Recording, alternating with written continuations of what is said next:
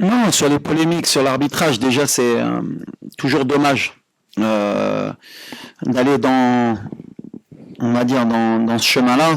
Voilà, on est un bon continent, on travaille bien, il y a toujours une mauvaise image concernant cela. On veut faire croire que voilà, qu'il y a des matchs qui se gagnent forcément de cette manière et il faut pas se mentir, faut pas avoir de langue de bois. Ça a toujours été le cas concernant le continent africain, d'avoir des doutes ou d'avoir des polémiques. La réalité, elle est que justement vous, les journalistes, vous devez faire votre travail. Un penalty est sifflé d'une manière dans un match, il n'est pas sifflé d'une autre manière dans un match, une main est sifflée et pas sifflée.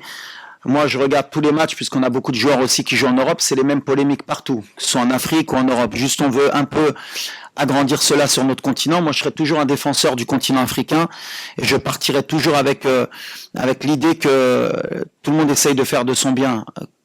Comme tu l'as dit, on a été lésés nous aussi depuis le début de la compétition. C'est par exemple le penalty contre la Tanzanie où tout le monde a essayé de faire croire qu'il y a un penalty parce qu'il y a un joueur qui fait 20 kilos, il y en a un autre qui fait 120 kilos en Angleterre, jamais ça siffle. Mais quand Bilal Khanous il est poussé dans la surface contre le Mali, il y a personne qui dit qu'il y a penalty.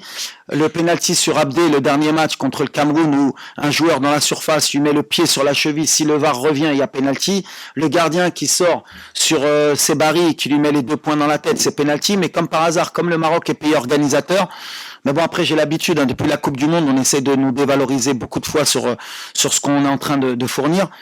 Et à chaque fois, il peut être témoin, je parle à mes joueurs à chaque fois du terrain. Nous, la seule manière dont on peut parler, c'est sur le terrain, c'est gagner nos matchs.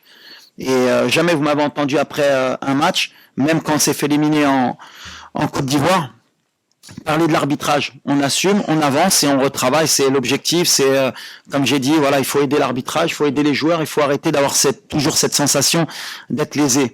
À un moment donné, comme j'ai dit, quand on bat le Cameroun, qu'il n'y a qu'un tir, il n'y a même pas un tir cadré dans le match, voilà, il faut à un moment donné revenir sur le principe que voilà, il y a une équipe qui a mérité de gagner, c'est tout. Et si c'était notre cas, je dirais à mes joueurs, on ne parlait pas, on se concentre sur le terrain et on espère que l'arbitrage sera à la hauteur demain pour les deux équipes comme elle a été depuis le début de la compétition. Mais ça, après, nous, on parle terrain, on parle football, je sais pas trop des choses que j'aime dire, mais tu l'as dit qu'on est une des équipes qui a été le plus lésée sur notre propre compétition à domicile.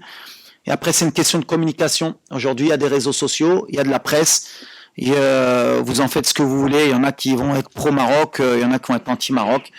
Nous, l'essentiel, c'est de bien jouer au football. Coach, question, please.